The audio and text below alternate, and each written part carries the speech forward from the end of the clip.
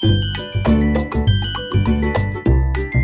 बच्चों, आप सभी का हमारे यूट्यूब चैनल आइडियल देव क्लासेस में स्वागत है। बच्चों, आज हम आपके लिए प्रोजेक्ट कार्य लेके आए हैं जो विषय सामाजिक विज्ञान का रहेगा। और आपको प्रोजेक्ट कैसे करना है, ये प्रोजेक्ट आपकी वार्षिक परीक्षा के लिए है। और ये प्रोजेक्ट में अंक आपके कितने रहेंगे? 20 अंक के प्रोजेक्ट रहेंगे। और ये कक्षा 5वीं और 8वीं वार्षिक परीक्षा सत्र 2023-24 हेतु मुख्य विषयों के प्रोजेक्ट कार्य का पूर्णांक कितना रहेगा? 20 अंक रहेगा। तो चलिए देखते हैं प्रोजेक्ट वर्कबुक सामाजिक विज्ञान कक्षा 8वीं। चलिए, कक्षा सामाजिक विज्ञान का प्रोजेक्ट तो प्रायोजन कार्य 1 देखेंगे। पहला कौन सा देखेंगे हम? प्रायोजन कार्य 1। उसका उद्देश्य क्या दिया हुआ है? जहां आप रहते हैं उसके आसपास प्रचलित किसी हस्तकला का इतिहास पता लगाएं। इसके लिए आप दस्तकारों के समुदाय, उनकी तकनीक में आए बदलाव और उनके बाजारों के बारे में जानकारी एकत्रित करें तथा पिछले वर्षों के दौरान इन चीज़ों में किस तरह बदलाव आए उनका विवरण लिखिए। देखिए, आपका सामाजिक विज्ञान का प्रोजेक्ट 1 में क्या दिया है, उद्देश्य में क्या दिया है? जहां आप रहते हैं उसके आसपास प्रचलित किसी हस्तकला का इतिहास पता लगाएं। इसके लिए आप दस्तकारों के समुदाय, उनकी तकनीक में आए बदलाव और उनके बाजारों के बारे में जानकारी एकत्रित करें तथा पिछले वर्षों 20 वर्षों के दौरान इन चीज़ों में किस तरह का बदलाव आए इसका विवरण लिखिए। ये आपका उद्देश्य है और ये आपका प्रश्न है। इस पर आपको कार्य करना है। चलिए, प्रस्तुतिकरण। सबसे पहले प्रस्तुतिकरण में हम क्या देखते हैं? धातु शिल्प। धातु शिल्प क्या है? धातु शिल्प प्राचीन शिल्पों में से एक है। धातु शिल्प में विभिन्न धातुओं जैसे घंटा धातु, सोना, चांदी, कांस्य के मिश्र धातु एवं लोहा आदि का प्रयोग किया जाता है। फिर दूसरा, दस्तकारों का समुदाय। यह कार्य मुख्य रूप से कौन करते हैं? गोंड, मुरिया, धूर, भात्रा समुदाय के आदिवासी द्वारा किया जाता है। तकनीक। इसके बाद इसकी तकनीक क्या दिया है, देखिए। तकनीक में दिया है धातु शिल्प बनाने के लिए लास्टम, मोम विधि, रेपोसी और ढोकला जैसी तकनीकों का प्रयोग करते हैं। बाजार। इनका बाजार क्या है? तो धातु शिल्प से बनी वस्तुओं में मूर्तियां, मन्नत मन्नत दीप, दीपक, आदिवासी आभूषण इत्यादि प्रमुख होते हैं जो विदेशों में भी पसंद किए जाते हैं। और बदलाव। धातु शिल्प बनाने के लिए अब छेनी और पॉलिश का प्रयोग किया जाता है। पिछले 20 वर्षों के दौरान इनकी मांग में काफ़ी वृद्धि हुई है जिससे कारीगरों को अच्छा मुनाफा होता है। इस कलात्मक विपुलता ने आदिवासी कारीगरों को देश में पहली अपनी पहचान दिलाई है। तो इस प्रकार से जो आपका प्रायोजन कार्य 1 में जो कहा था, क्या कहा था कि आसपास प्रचलित हस्तकला का इतिहास पता लगाएं। और इसके लिए आप दस्तकारों के समुदाय, उनकी तकनीकी में आए बदलाव और उनके बाजार, तो उसके बारे में हमने प्रस्तुतिकरण बता दी। धातु शिल्प, दस्तकारों का समूह, दस्तकारों का समुदाय, तकनीक, बाजार, बदलाव। इसके बाद आपका प्रायोजन कार्य 2 यानी प्रोजेक्ट 2 बताएंगे। प्रोजेक्ट 2 में क्या कहा है, चलिए देखते हैं। प्रोजेक्ट 2 प्रोजेक्ट 2 में दिया हुआ है आपका, क्या दिया हुआ है? देखिए यहाँ पे, भारत के स्वतंत्रता संग्राम में भाग लेने वाले कम से कम 3 स्थानीय स्वतंत्रता सेनानियों के बारे में पता कीजिए। उनके चित्र व उनके संबंधित जानकारियां संकलित कर, जैसे नाम, जन्मतिथि, जन्मस्थान, स्वतंत्रता आंदोलन में उनके द्वारा किए गए कार्य एल्बम तैयार कीजिए। तो चलिए हम प्रायोजन कार्य 2 प्रोजेक्ट 2 को करके देख रहे हैं, जिसमें क्या कहा है? भारत के स्वतंत्रता संग्राम में भाग लेने वाले कम से कम 3 स्थानीय स्वतंत्रता सेनानियों के बारे में पता करके लिखना है। तो चलिए, हमारे प्रस्तुतिकरण में क्या आ जाएगा? हमारे स्वतंत्रता सेनानी। किसकी बात कर रहे हैं हम? चंद्रशेखर आज़ाद। किसके बारे में हम यहाँ बात कर रहे हैं? चंद्रशेखर आज़ाद। इनका जन्म कब हुआ था? चंद्रशेखर आज़ाद का जन्म 23 जुलाई 1906 में। और जन्म स्थान क्या है इनका? भाभरा गांव। कौन सा है? भाभरा गांव। और स्वतंत्र आंदोलन में योगदान। स्वतंत्र आंदोलन में इनका क्या योगदान है? इन्होंने कानून भंग आंदोलन में योगदान दिया। दूसरा, आज़ाद ने काकोरी षड्यंत्र में सक्रिय भाग लिया और पुलिस की आंखों में धूल झोंककर फरार हुए। फिर तीसरा क्या दिया हुआ है, देखते चलिए। इन्होंने अल्फ्रेड पार्क इलाहाबाद में 1931 में रूस के बोल्शेविक क्रांति की तर्ज पर समाजवादी क्रांति का आह्वान किया। तो यहाँ पे देखिए हम किसके बारे में? चंद्रशेखर आज़ाद के बारे में। उनका जन्म कब हुआ? 23 जुलाई 1906 को हुआ। जन्म स्थान भाभरा गांव है। स्वतंत्रता आंदोलन में योगदान क्या है? तो उन्होंने कानून भंग आंदोलन में योगदान दिया। फिर आज़ाद ने कावेरी षड्यंत्र में सक्रिय भाग लिया और पुलिस की आंखों में धूल झोंककर फरार हो गए। फिर उसके बाद उन्होंने अल्फ्रेड पार्क इलाहाबाद में 1931 में रूस में बोल्शेविक क्रांति की तर्ज पर समाजवादी क्रांति का आह्वान किया। तो ये किसके बारे में बता दिया आपको? चंद्रशेखर आज़ाद। इसके बाद नेक्स्ट है वीरांगना झलकारी बाई। देखिए अब किसकी बात करेंगे हम? वीरांगना झलकारी बाई। जन्म तिथि क्या है? 22 नवंबर 1830 को जन्म हुआ इनका। जन्म स्थान बुंदेलखंड, भोजला गांव। और स्वतंत्रता आंदोलन में योगदान। और उनका आप चित्र भी चस्पा कर सकते हैं। देखिए यहाँ पे जैसे हमने ये चंद्रशेखर आज़ाद का चित्र चस्पा करके बता दिए हैं, आप कोई भी चित्र को यहाँ पे चस्पा कर सकते हैं। अब इसके बाद स्वतंत्र आंदोलन योगदान किसका? झलकारी बाई का। तो यह एक वीर साहसी महिला थी और उनका चित्र चस्पा कर देंगे। झांसी की रानी की नियमित सेना में वह महिला शाखा दुर्गा दल की सेनापति थी। फिर देखिए यहाँ पे क्या दिया है? वह लक्ष्मीबाई की हमशक्ल भी थी। इस कारण शत्रु को धोखा देने के लिए वे रानी के वेश में भी युद्ध करती थीं। सन 1857 के प्रथम स्वतंत्रता संग्राम में अंग्रेजी सेना से युद्ध में इन्होंने बड़ी सूझबूझ और स्वामी भक्ति का राष्ट्रीयता का परिचय दिया। तो ये किसके बारे में बता दिए? स्वतंत्रता संग्राम सेनानी झलकारी बाई के बारे में। अब इसके बाद तीसरा आ रही है रानी अवंतीबाई। देखिए रानी अवंतीबाई का जन्म कब हुआ था, किसके बारे में पढ़ेंगे अब? रानी अवंतीबाई। इनका जन्म तिथि कब है? 16 अगस्त 1831 को। कब जन्म हुआ था? 16 अगस्त 1831 को। और जन्म स्थान क्या है? ग्राम मनकेड़ी, जिला सिवनी, मध्य प्रदेश। स्वतंत्रता आंदोलन में योगदान, यह भारत के प्रथम स्वाधीनता संग्राम में महत्वपूर्ण भूमिका निभाने वाली प्रथम महिला शहीद वीरांगना थी। ये पहला योगदान हो गया। दूसरा योगदान, रामगढ़ की रानी अवंतीबाई रेवांचल में मुक्ति आंदोलन की सूत्रधार थी। फिर तीसरा बता देंगे, उन्होंने अंग्रेजों के खिलाफ विद्रोह का झंडा खड़ा किया। इसके बाद आगे देखते हैं, आगे क्या दिया है? जगह जगह गुप्त सभाएं कर देश में स्वतंत्र क्रांति की ज्वाला फैला दी तथा अपने साथियों के सहयोग से हमला बोलकर घुंगरी, रामनगर इत्यादि क्षेत्रों में अंग्रेजी राज का सफाया कर दिया। इस प्रकार से ये आपका किसके प्रायोजना कार्य प्रोजेक्ट 2 था, जिसमें हमने किस किस के बारे में बताया आपको। यहाँ पे चंद्रशेखर आज़ाद के बारे में बताए, फिर झलकारी बाई के बारे में बताए, फिर उसके बाद रानी अवंतीबाई के बारे में। ये आपका प्रायोजना कार्य या प्रोजेक्ट 2 कंप्लीट होता है। इसके बाद आपका प्रोजेक्ट 3 आएगा, प्रायोजना कार्य 3। प्रायोजना कार्य 3 में क्या दिया है, उसका उद्देश्य क्या है? पहले उद्देश्य देख लेते हैं। चलिए उद्देश्य देखते हैं क्या उद्देश्य। किसी स्थानीय ऐतिहासिक भवन इमारत का परिवेशी उपलब्ध कर सामग्री से मॉडल बनाएं। क्या कहा है? स्थानीय ऐतिहासिक भवन, जो पुराने भवन हैं, इमारत है, उनका परिवेशी उपलब्ध करा सामग्री तैयार कर एक मॉडल बनाना है। जैसे हमने प्रस्तुतिकरण में सबसे पहले किसके बारे में बता रहे हैं? ग्वालियर का किला। ग्वालियर किले का निर्माण 8वीं शताब्दी में किया गया था। 3 वर्ग किलोमीटर के दायरे में फैले इस किले की ऊंचाई 35 फीट। कितनी फीट है इस किले की ऊंचाई? ग्वालियर किले की 35 फीट है। यह किला मध्यकालीन स्थापत्य के अद्भुत नमूनों में से एक है। यह गोपांचल नामक छोटी पहाड़ी पर स्थित है। लाल बलुए पत्थर से निर्मित यह किला देश के सबसे बड़े देश के सबसे बड़े किले में से एक है। इसमें कई ऐतिहासिक स्मारक, बौद्ध और जैन मंदिर, गुजरी महल, मानसी महल, जहांगीर महल, करण महल इत्यादि मौजूद हैं। इस किले का निर्माण राजा मानसी ने करवाया था। यह ग्वालियर शहर का प्रमुख स्मारक है। नोट में विद्यार्थी क्या करेंगे? कागज, छोटे छोटे पत्थर, थर्माकोल शीट, हैंडमेड शीट की सहायता से मॉडल तैयार कर प्रयास करेंगे। तो इस प्रकार से बच्चों ये आपका प्रायोजना कार्य कौन सा कंप्लीट हुआ? प्रायोजना कार्य 3 कंप्लीट हुआ। प्रायोजना कार्य 3 में क्या था? किसी स्थानीय ऐतिहासिक भवन या इमारत का परिवेश उपलब्ध कराकर सामग्री मॉडल बनाए। तो ये आपको ग्वालियर का किला का बना सकते हैं। इसी प्रकार आपको कोई भी ऐतिहासिक भवन हो उसके बारे में यहाँ पे कर सकते हैं। हमने आपको ग्वालियर के किले के बारे में बताया। इसके बाद आपका प्रायोजना कार्य कौन सा आएगा? प्रायोजना कार्य यानी प्रोजेक्ट 4। चलिए देखते हैं प्रोजेक्ट 4 में क्या दिया हुआ है। उद्देश्य इसका क्या है? आपके क्षेत्र में पाई जाने वाली किन्हीं 2 जनजाति समुदाय से संबंधित जानकारी व चित्र संकलित कर दिए गए बिंदु के आधार पर विवरण लिखिए।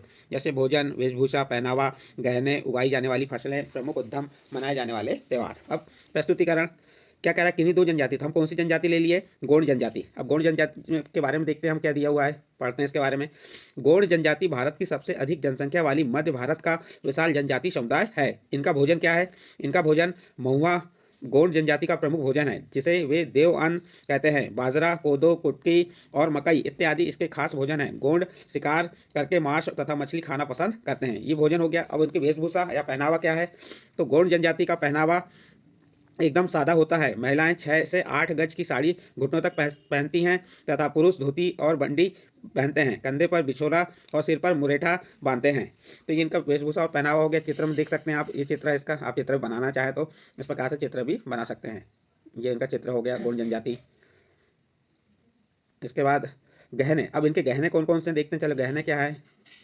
गहने, महिलाएं हाथ में चूड़ियां पहनना सौभाग्य का प्रतीक मानती हैं। पुरुष भी गहने पहनना पसंद करते हैं। पुरुष सिर पर मोरपंख की कलगी लगाना पसंद करते हैं। ये गहने हो गए। और फसलें क्या हैं इनकी? फसलें झूम खेती करते हैं। इसमें मुख्यतः बाजरा, आलू, मक्का, चावल इत्यादि फसलें उगाते हैं। इसके प्रमुख उद्यम कृषि औजार बनाना। इनके प्रमुख उद्यम क्या है? कृषि औजार बनाना, जड़ी बूटियों को एकत्रित करना इत्यादि इनके प्रमुख उद्यम है। और त्यौहार, इनके त्यौहार है पोला, पड्डुम पर्व गोंड सभ्यता का मुख्य पर्व है। गोंड जनजाति अपने रीति रिवाज और परंपरा की बड़ी धूमधाम से मनाते हैं। इस प्रकार से इनकी ये हो गया। इसके बाद यहाँ पे आपका जो है खेती के तरीके, देखिए इनकी खेती के तरीके क्या है? ये खेती पारंपरिक तरीकों से को अपनाते हैं। झूम खेती करते हैं जो जंगल में जलाकर उनकी राख में की जाती है। और जब एक स्थान की उर्वरता तथा जंगल समाप्त हो जाता है तब वहाँ से हटकर दूसरे स्थान को चुन लेते हैं। और औजार क्या है इनके? इनके औजार देखते हैं। चलिए, गौड़ जनजाति खेती करने के लिए मुख्यतः खुरपी, हंसिया, फरसा और कुदाल इत्यादि औजारों का उपयोग करते हैं। और सामाजिक रीति रिवाज, इनके सामाजिक रीति रिवाज देखते हैं। उत्सवों, त्योहारों का सामूहिक भोज और सामूहिक नृत्य गान करते हैं। यह हर त्योहार तथा उत्सव पर मद्यपान आवश्यक अंग है। वधु मूल्य की प्रथा है। विवाह के लिए लड़के द्वारा लड़की भगाए जाने की प्रथा है। इस प्रकार से हमने गौड़ जनजाति के बारे में आपको बताया। इसके बाद आपकी आती है कोल जनजाति। इसके बारे में पढ़ेंगे कोल जनजाति के बारे में। तो कोल जनजाति कोल मुंडा समूह की एक अत्यंत प्राचीन जनजाति है। इसका मूल स्थान मध्य प्रदेश के रीवा जिले का कुलारी क्षेत्र है। यह जनजाति मुख्यतः रीवा, सतना, जबलपुर, सीधी एवं शहडोल में पाई जाती है। देखिए किसके बारे में हम पढ़ रहे हैं अब, कोल जनजाति। कोल मुंडा समूह की एक अत्यंत प्राचीन जनजाति है। इसका मूल स्थान मध्य प्रदेश के रीवा जिले का कुराली क्षेत्र है। यह जनजाति मुख्यतः रीवा, सतना, जबलपुर, सीधी, शहडोल में पाई जाती है। इनका भोजन क्या है? कोल शाकाहारी व मांसाहारी दोनों होते हैं। ये कंदमूल एवं धान से बने व्यंजन खाना पसंद करते हैं। इनकी वेशभूषा और पहनावा क्या है? तो देखिए कोल जनजाति के लोगों का पहनावा साधारण होता है। पुरुष प्रायः धोती, कमीज और सिर पर सफ़ेद या रंग बिरंगे साफे पहनते हैं, जबकि स्त्रियां चोली, घाघरा और ओढ़नी पहनती हैं। महिलाएं शारीरिक साज सज्जा पर विशेष ध्यान देती हैं। और ये कोल जनजाति के देखिए चित्र किस प्रकार के चित्र है। ये चित्र देख सकते हैं, ये महिला पुरुषों के।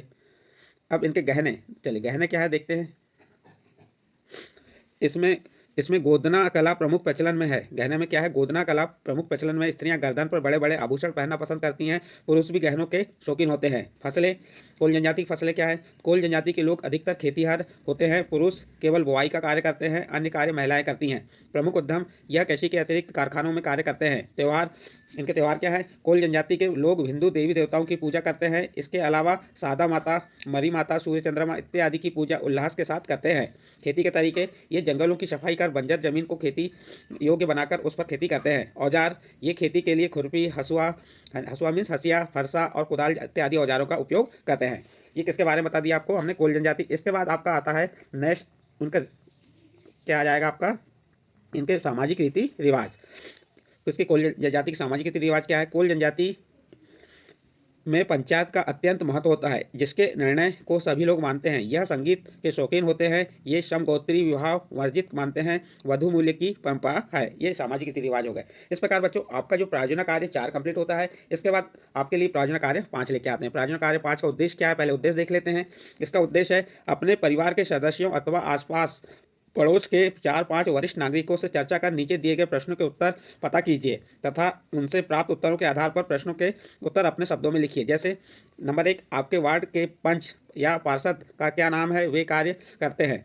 फिर नंबर 2, आपके ग्राम नगर सरपंच, महापौर, अध्यक्ष कौन है, उनके द्वारा क्या कार्य किए जाते हैं। नंबर 3, पंच पार्षद का चुनाव किस प्रकार होता है। नंबर 4, सरपंच, महापौर, अध्यक्ष को अपने ग्राम या नगर में कार्य हेतु राशि कहाँ से प्राप्त होती है।